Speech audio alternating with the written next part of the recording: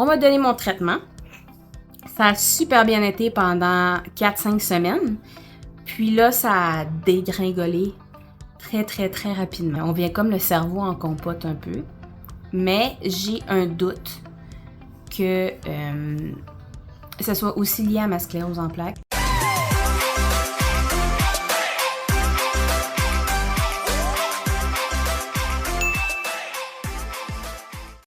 Bonjour et bienvenue à Compassion en plaques. Compassion en plaques, c'est un podcast qu'on parle entre autres de maternité, prématurité, sclérose en plaques, anxiété et autres sujets. Aujourd'hui, on va parler d'un sujet qui a touché à la semaine passée. La fameuse période critique de 3 à 4 mois après l'accouchement chez une femme qui a la sclérose en plaques. Aussi, si vous aimez le contenu, vous pouvez cliquer sur le bouton j'aime et également vous abonner à la chaîne. Je porte un autre t-shirt de la collection Maman Animaux de la forêt. On a Maman Chouette. Puis, les gilets sont disponibles en boutique. Le lien est ci-dessous. La semaine passée, je n'ai pas fait de vidéo. Je m'en excuse. En fait, le fait que je n'ai pas fait de vidéo, c'est dû à des problèmes de santé. Des problèmes de santé qui sont tout particulièrement accaparants présentement. Et on va y revenir. Il se peut que vous entendez Théodora gazouiller. Elle est rendue très vocale, puis aussi, elle débute à faire des dents. Donc, on verra. La sclérose en plaques, c'est une maladie dégénérative neurologique du système nerveux central. Donc, tout ce qui touche cerveau, cervelet, moelle épinière. Yuki, mon copilote. En fait, ce qui se passe dans le système nerveux, c'est qu'il y a ce qu'on appelle des neurones qui font les connexions. Puis, il y a certains neurones que la connexion se fait plus rapidement parce que ils sont couverts de ce qu'on appelle de la gaine de myéline. Puis, en fait, la sclérose en plaques, qu'est-ce que ça fait? Certains des globules blancs vont attaquer la gaine de myéline. Donc, les connexions se font moins bien. Pourquoi il y a une période critique à 3 à 4 mois après l'accouchement? C'est que l'accouchement est un gros stress pour le corps et tout stress pour le corps, pour une personne qui a la sclérose en plaques, les symptômes de sclérose en plaques vont ressortir plus. Aussi, ce qu'on peut faire, c'est une poussée. C'est quand ces fameux globules blancs-là qui attaquent la gaine de myéline, ils attaquent des parties activement du cerveau. Puis, en fait, là, sur une imagerie de résonance magnétique, on va voir là, des plaques actives. Et c'est là qu'il y a le plus de chances de pousser. Et c'est là que les symptômes peuvent vraiment dégrader et devenir encore plus accommodants. Moi, j'attends pour une résonance magnétique pour voir si c'est une poussée ou si c'est la fameuse période critique de 3 à 4 mois qui va s'estomper avec le temps. Donc, tout dépendamment, si c'est une poussée, il va sûrement avoir un autre traitement à prendre. Sinon, bien, ça va s'espacer avec le temps et tout va se calmer. Le traitement va faire son effet comme d'habitude. Je tiens à dire que mon expérience est personnelle. Chaque personne qui a la sclérose en plaques a une expérience différente parce que tout dépendamment la région du système nerveux central qui est touché, bien, les symptômes vont être différents. Également, il y a plusieurs phases de la maladie. Il y a plusieurs types de sclérose en plaques. Donc, c'est selon mon expérience personnelle. Si vous connaissez quelqu'un dans votre entourage qui a la sclérose en plaques, cette personne-là n'a pas nécessairement les mêmes symptômes que je vais vous décrire. Donc, j'ai dû avoir 2 séances pour le contenu parce que Madame Théodora fait ses dents, donc bébé priorité. Et voilà, j'ai eu mon traitement au mois de juin, 2 mois après avoir accouché. Il a été entendu avec mon neurologue que j'allais avoir mon traitement un petit peu plus tard parce que ma fille était née à 30 semaines. Je vais d'ailleurs mettre la vidéo en lien. Et les données qu'on a de disponibles, en fait, c'est vraiment des cas que c'est arrivé, puis la patiente était sous Ocrevus et ils ont pris ces données-là parce que c'est vraiment pas éthique d'injecter de l'Ocrevus tandis qu'une femme est enceinte pour voir, et d'un, l'effet au fœtus, puis et de 2, l'effet d'allaitement après, par la suite. J'en parle d'ailleurs plus en profondeur dans la vidéo planifier une grossesse avec sclérose en plaques. Je vais rajouter le lien. J'ai eu mon traitement 2 mois après, au mois de juin. Habituellement, c'est 2 semaines après. Mais vu que le neurologue voulait pas prendre de chance, que bébé était prématuré et que j'allaitais, on a décidé de donner le traitement au mois de juin. Qu'est-ce que ça fait? C'est que mes symptômes ont vraiment été présents dans cette période-là. Ensuite, on m'a donné mon traitement. Ça a super bien été pendant 4-5 semaines. Puis là, ça a dégringolé très, très, très rapidement.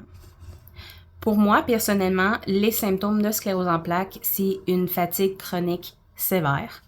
Donc, je suis toujours fatiguée. Peu importe ce que je fais dans ma journée, peu importe le nombre d'heures que je dors dans ma journée, peu importe tous les facteurs, je suis toujours très, très fatiguée. Le pourquoi de la chose, la fatigue chronique est un symptôme très courant de la sclérose en plaques parce que, en fait, le système nerveux se fait attaquer.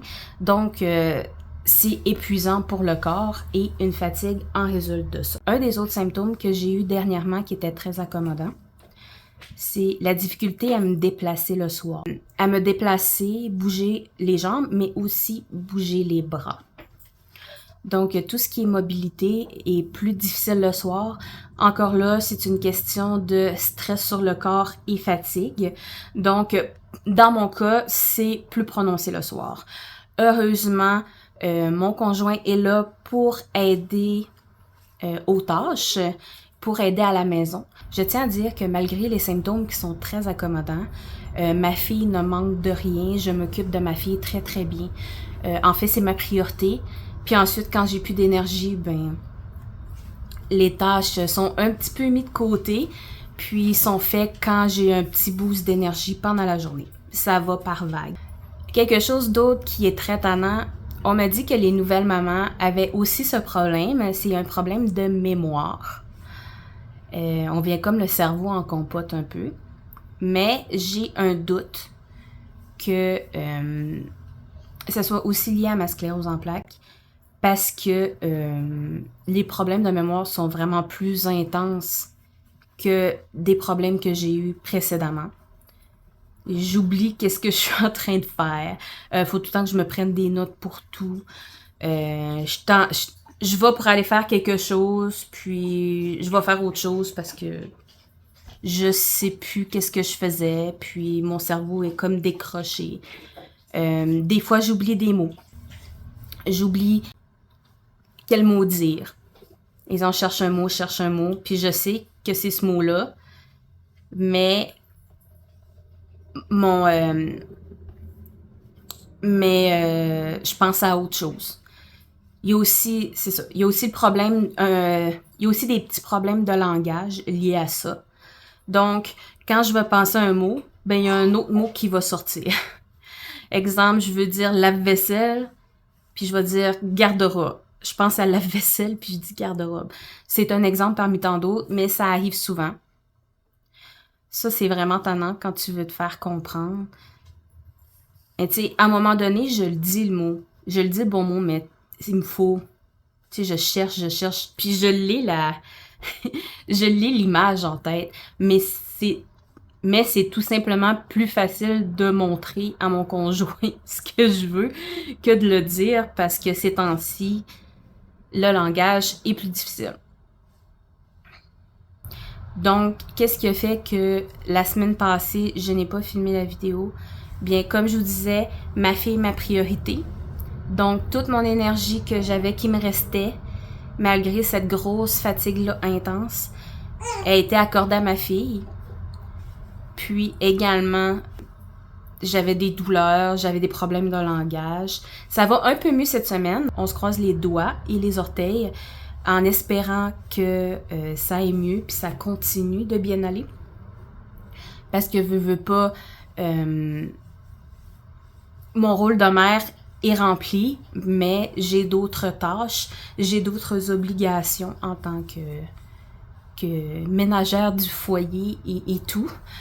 Je sais que je suis pas au meilleur que je pourrais être, puis c'est un peu tannant pour ça. C'est un gros problème avec moi. Je me dis, j'ai beaucoup de la difficulté avec ça. Je me dis à un moment donné qu'il faut lâcher prise, puis vraiment me concentrer sur ma santé, sur ma petite famille, malgré tous ces symptômes incommodants-là. Puis qui fait que des fois, bien malheureusement, il n'y aura pas de vidéo.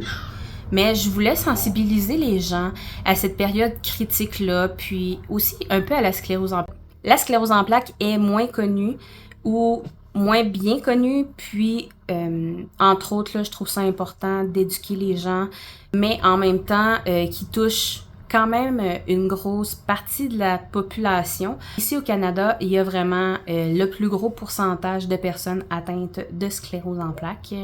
En fait, là, comment ça fonctionne, c'est plus on est loin des hémisphères, plus il y a de cas de sclérose en plaques. Donc, le Canada est vraiment un pays là, qui a beaucoup de personnes atteintes de sclérose en plaques. Particulièrement, plus il fait froid, plus le nombre de personnes dans la population est atteint. Ça faisait un petit topo là, de la période critique de 3 à 4 mois. Si vous avez des questions, il va me faire plaisir d'y répondre, juste à ajouter dans les commentaires ci-dessous.